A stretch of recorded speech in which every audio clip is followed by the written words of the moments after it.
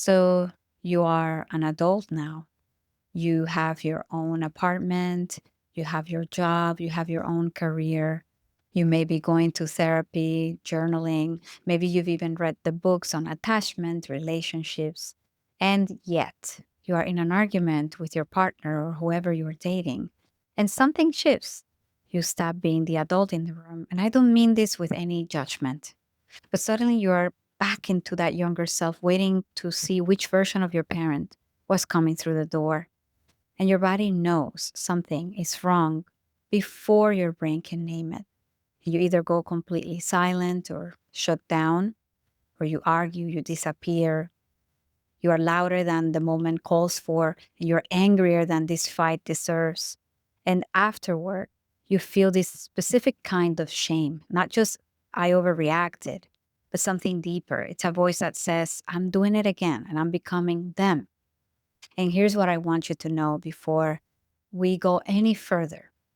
That moment is not a character flaw, but a nervous system that learned in childhood that love is not safe and that conflict means abandonment or that needing things gets you hurt. And it has been patiently running that program in every relationship that you've ever had ever since.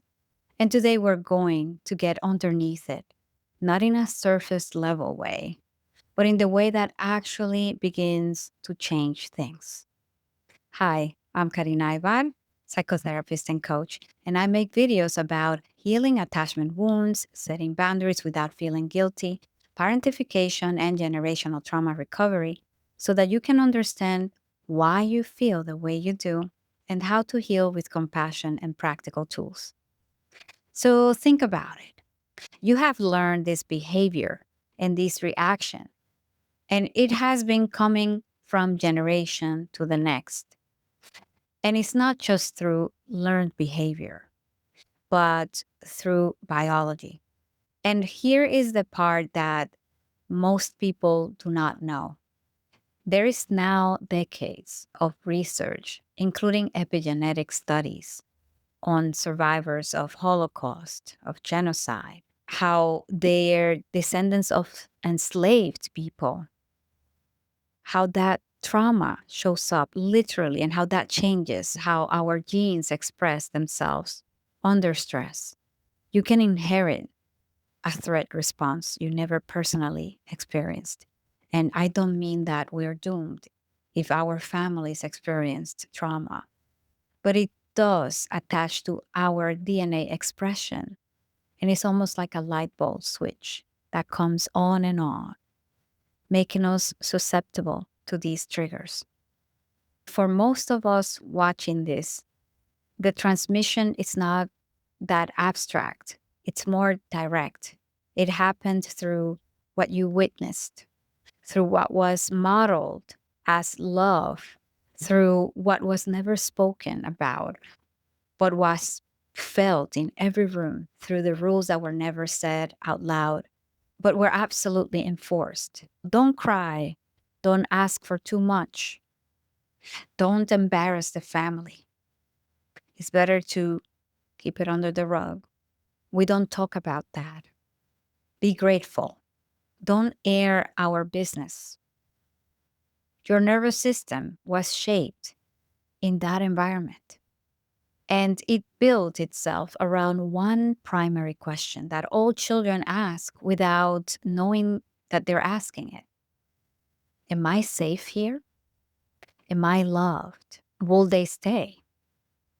And the answers your childhood gave you became the architecture of every relationship you have entered since. So, what does that actually look like in your adult relationships?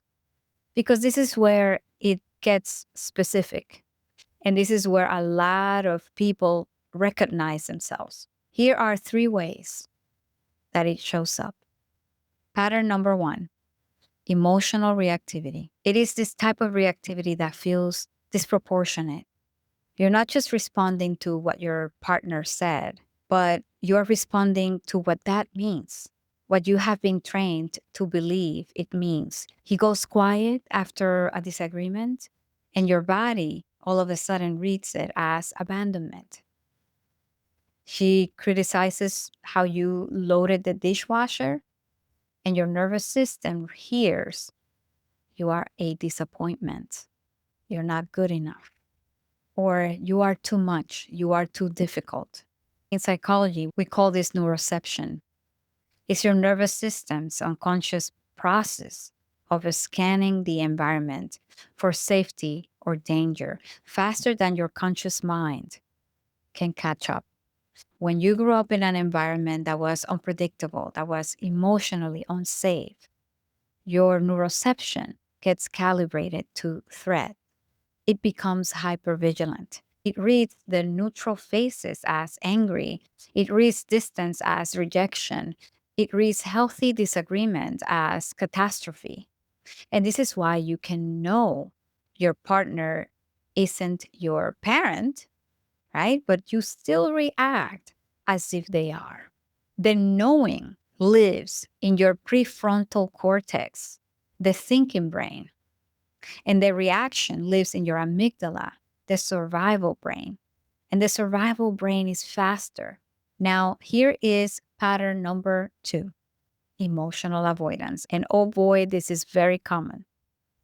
This emotional avoidance looks like independence. And this one is harder to see in yourself because it often wears the costume of emotional maturity. You don't need much. You are not demanding. You are easy. You have built an entire identity around being the one who doesn't make things complicated or does not need anyone. But under that, there is a child who learned that needing things was dangerous. That vulnerability got you hurt or humiliated or ignored. So you shut it off. You develop that attachment, a dismissive avoidant adaptation. And it protected you then, but it is costing you now. Many of my clients and members, they struggle with receiving support, with asking for support. In fact, they don't want to give anyone ammo because that is the way that they have been made to feel. So they perceive it as, if I show any vulnerability and they can help me, later on they're going to say, I helped you with this. So I don't want to give them any reason to say that they were there for me and that I'm fine because of them. Many of my clients are hyper independent women and men as well. So the way your hyper independence and avoidance is costing you is because it shows up as pulling away when someone gets too close or feeling suffocated by a partner's completely normal need for reassurance. Prioritizing your independence so rigidly that intimacy becomes threatening, or choosing partners who can't fully show up. Because if they can't give you what you need, you never have to risk asking for it. And I see this especially in high achieving women. The competence, the self sufficiency, the I will figure it out myself. It's real and it's powerful. And for some of you, it was literally the coping strategy that got you out of a family system that couldn't hold you. But it becomes a wall and a ceiling in relationships because intimacy requires risking being known. And trust me, I can relate to that. And that is why I am so passionate about this work. Pattern number 3, repetition compulsion. And you might have heard this. It's choosing the wound. This one I see in clinical work every day. Repetition compulsion is the unconscious drive to recreate familiar emotional dynamics, even painful ones, because familiarity feels like safety to the nervous system. And here's what it looks like. You leave the emotionally unavailable partner and somehow find another emotionally unavailable partner, right? You said you would never date someone like your critical father. And your last three partners have all been critical. You've worked hard not to repeat your mother's patterns. And yet, here you are in a relationship that feels exactly like your childhood home. And this is not stupidity. Please do not call yourself names. Don't be so hard. I am not immune to this. No one is. I want to make this very clear. When we have attachment wounds, it does not discriminate. We may be the most successful, knowledgeable person, but it's not rationality driving in relationships. It's the nervous system and how we feel. And the nervous system is not attracted to love, but rather familiarity. And this is not a curse. This is your nervous system trying to master what it couldn't survive the first time as a child or in earlier relationships. There is a psychological pull towards what feels known. And what feels known is what your family system taught you love looks like. The problem is you cannot heal a childhood wound by finding a new version of the person who gave it to you. So here's a question I want you to sit with for a moment. It is not how do I stop doing this? What is wrong with me? No. But it is a more honest question. The first question is, who taught you what love was supposed to feel like? Please sit with that and write it down. Because until we name the teacher, we keep following the curriculum. I also want to give you something real here. Not a love yourself more, but something that you can actually work with. Step number 1, I want you to name the pattern and not just the behavior. Most people try to change their reactions without understanding the story underneath them. So the next time that you notice yourself in that reactive state, the shutdown, the explosion, the withdrawal, etc., don't just breathe through it. I want you to get curious about it. Ask yourself, what am I actually afraid is happening right now? What is this younger version of me convinced this moment means? Write it down if you can, even right now, or comment it below. I read each and every comment. And please know that we're not looking for a perfect answer. It's what I tell my clients and members. It's one day at a time. This is a relational dynamic, and we must unlearn it in relationships with others. You are looking to create a tiny bit of space between stimulus and response. And naming the pattern is how you do that. Step number 2, separate the then from now. Step number 1, I want you to name the pattern and not just the behavior. This is a practice, not a switch. But when the reactivity comes up, learn to say to yourself internally or out loud or with a therapist if you're working with someone, you can say, I am having a then response to a now moment. I am having a then response to a now moment. Your partner going quiet is not your father disappearing. Your partner's frustration is not your mother's contempt. They may rhyme and they may feel identical in your body, but they are not the same. And when you can make that distinction, even slightly, you can interrupt the automatic inheritance. Step number 3, learn what you didn't get to learn at home. This is the one that many people skip. Most of us learned how to have conflict without it feeling like a threat to the relationship. We never learned how to risk for what we need without shame.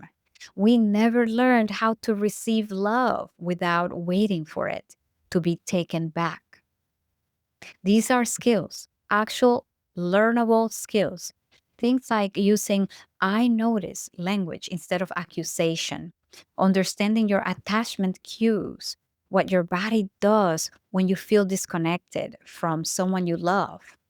It's learning what a repair attempt looks like and being able to receive one as well. You are allowed to learn these things right now, even though no one taught you then. And here is the part where I want to compassionately hold you accountable to repair, to be able to, instead of walking away or going 10 steps ahead and bringing up breaking up or divorce, etc., I want you to notice the evidence that they harmed you so that you can name it. Because we have to also take accountability. When we have a hyper alert nervous system, we tend to catastrophize and also resort to cognitive distortions, irrational thoughts that are stemming from the past. And the irrational thoughts and feelings that we resort to when we are perceiving danger, when we're under stress. So we may sabotage dynamics as well. So I want you to get very honest about whether there is evidence that they are withdrawing consistently, because if that is the case, it is important to hold your partner accountable and make sure you have your own back. However, make sure that when you do that, you do it with dignity and honoring your own values, how you want to show up. And I say this because more often than not, many of my clients may be in an unhealthy relationship, but because the way that they have addressed conflict or the way they feel has come in a way that is out of character. They're yelling, they're maybe cursing, and then they feel shame. And so instead of addressing the main point of feeling dismissed, etc., they feel, oh my God, I am a mess. They're right. So that is why I would humbly encourage you to be assertive, to honor your values, to honor the dignity of yourself and even that person, even if they don't deserve it, because it has to do more with your character and how you want to show up more than them. Step number 4, grieve what your family couldn't give you. This is the most underrated part of the work because so much of what drives these patterns is unexpressed grief for the parent who wasn't emotionally unavailable, the childhood that you didn't have to perform okayness. It's important that we recognize that unless we grieve, unless we are able to metabolize how we feel, we won't be able to move forward. We won't be able to forgive. And we cannot remain stuck in blaming mode. The wound is not your fault, but the healing and the moving forward is your responsibility. As much as it takes, as long as it takes, it doesn't matter. That is our responsibility with love and limits and with compassion. The version of love you deserved and didn't receive is important to grieve because you can grieve what your parents couldn't give you without needing to make them villains. And there are very narcissistic parents out there, but most of them were also surviving their own unprocessed wounds. And that doesn't erase the impact, but it does open up space for something other than rage or loyalty as your only two options. This is where you get to be free. When the grief is processed, actually felt, and not bypassed, the compulsion to repeat often begins to loosen because you stop needing the external relationship to finish an internal story. Does that make sense? So here's what I would like to leave you with. You did not choose the family that shaped you. You did not choose the nervous system you developed in response. And you did not choose the patterns that were handed to you before you were old enough to have a say. But you are choosing every time that you get curious instead of reactive. Every time you interrupt a familiar script, every time you decide to grieve instead of repeat, you are choosing something different for yourself and eventually something different for whoever comes after you. And the cycle can stop with you. And I don't want to put all this pressure on you because you're not perfect. We are perfectly imperfect. But it stops with you because you are aware. And if this video reached something in you, I would like to know in the comments and connect with you. And if you are ready to go deeper into this, I have a whole series and we show up here every single week. So I hope that you subscribe and stay with me for more healing and compassionate tools. I will see you in the next video, and please remember your resilience.